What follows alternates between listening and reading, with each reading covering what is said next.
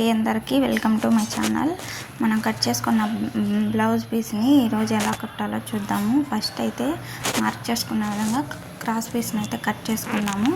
ఈ క్రాస్ పీసులు కట్ చేసుకున్న తర్వాత మనకు బ్యాక్ సైడ్ బ్లౌజ్కి కింద అటాచ్ చేయడానికి ఒక పట్టీ అయితే అవసరం అవుతుంది. ఆ పట్టీ కూడా 2 ఇంచ్ వెడల్పుతో బ్లౌజ్కి సరిపోయే విధంగా కట్ చేసుకోవాలి.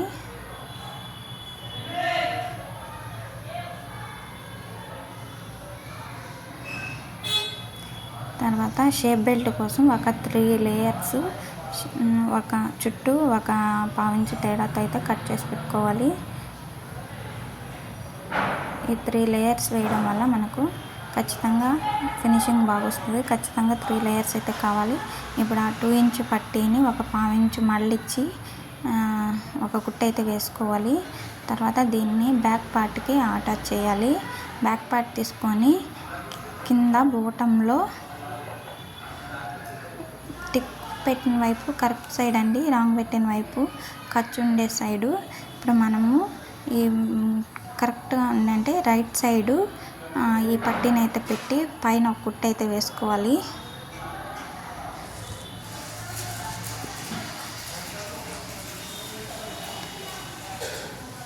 తర్వాత ఈ పట్టీని పక్కకి మళ్ళించి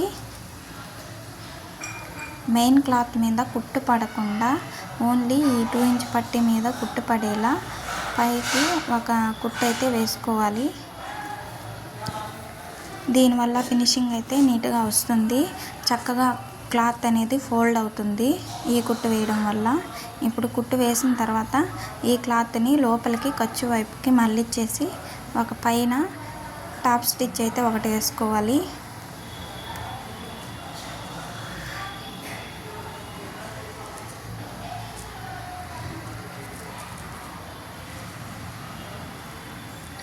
తర్వాత మనము డాట్స్ అయితే పెట్టుకున్నాం కదండి. ఈ డాట్స్ ఇప్పుడు మనం మార్క్ చేసుకున్న విధంగా 2 వైపులా డాట్స్ అయితే 4 ఇంచెస్ వేసేసుకోవాలి.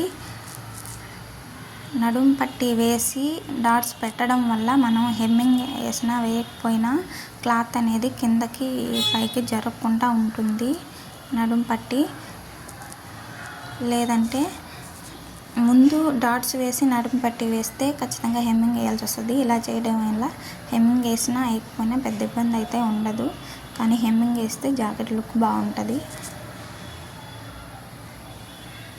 బ్యాక్ పార్ట్ అయితే కంప్లీట్ అయిపోయింది. ఇప్పుడు ఫ్రంట్ పార్ట్ తీసుకొని ఈ విధంగా సెకండ్ వైపు కూడా మనం డాట్స్ అయితే మార్క్ చేసుకోవాలి.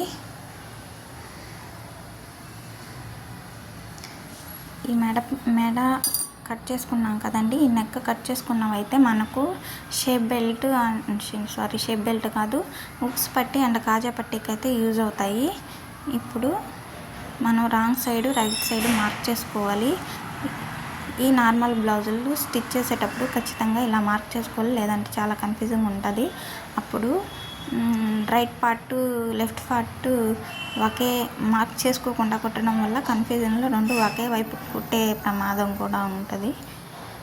సో మళ్ళీ ఇప్పుకొని కుట్టాలంటే చాలా ఈజీగా వస్తుంది. అందుకనే ఫస్టే మార్క్ చేసుకుంటే ఏ ఇబ్బంది ఉండదు. ఇప్పుడు మనం మార్క్ చేసుకున్న విధంగా డాట్స్ అయితే కుట్టేసుకోవాలి. మెయిన్ డాట్ అయితే 2.5 ఇంచ్ గ్యాప్తో కుట్టాలి.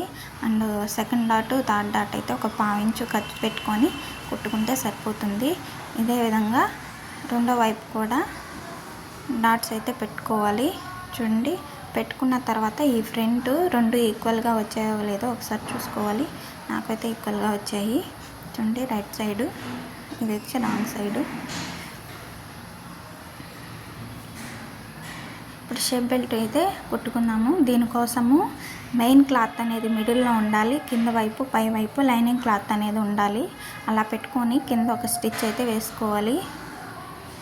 వేసుకున్న తర్వాత పై వైపు ఉన్న లైనింగ్ క్లాత్ని పక్కకు మళ్ళించి ఓన్లీ లైనింగ్ క్లాత్ మీదే కుట్టు పడేలాగా ఒక కుట్టు వేసుకొని దాని వెనక వైపుకి మళ్ళించి ఒక పై కుట్టు అయితే వేసుకోవాలి.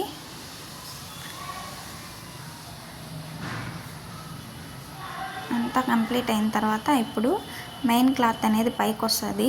ఆ మెయిన్ క్లాత్ ఉన్న మెజర్మెంట్తోనే మనము లైనింగ్ క్లాత్ మీద కూడా చుట్టూ ఒక స్టిచ్ అయితే వేసుకోవాలి. దానివల్ల క్లాత్ కదలకుండా నీట్గా అయితే ఫినిషింగ్ ఉంటుంది. ఇప్పుడు రిమైనింగ్ క్లాత్ని కట్ చేసేయాలి. 2 షేప్ బెల్ట్ని అలాగే కుట్టుకోవాలి. ఈ షేప్ బెల్ట్ కుట్టేటప్పుడు కూడా జాగ్రత్తగా చూసుకొని ఏ వైపుకి ఏది కుడుతున్నామా అని చూసుకొని కుట్టాలండి. చూడండి, కుట్టిన తర్వాత చుట్టూ ఉన్న క్లాత్ని అయితే కట్ చేసేసాను. తర్వాత ఈ 2 కూడా ఈక్వల్గా వచ్చాయి. ఇప్పుడు మనం వీటిని అటాచ్ చేసుకుందాము. ఇలా పెట్టుకొని చూసుకోండి. తర్వాత ఇవి అటాచ్ చేసేటప్పుడు ఇక్కడ బ్లౌజ్ కాడ 1/2 ఇంచు గ్యాప్ అయితే ఉండాలి. క్లాత్ అయితే పైకి ఉండాలి. అట్లా పెట్టి షేప్ బెల్ట్ అనేది జాకెట్ పై వైపుకి అయితే ఉండాలండి. దాని మీద స్టిచ్ అయితే వేసుకోవాలి. లాగకుండా, గట్టిగా లాగకుండా స్టిచ్ వేసుకోవాలండి, లేదా సాగిపోద్ది.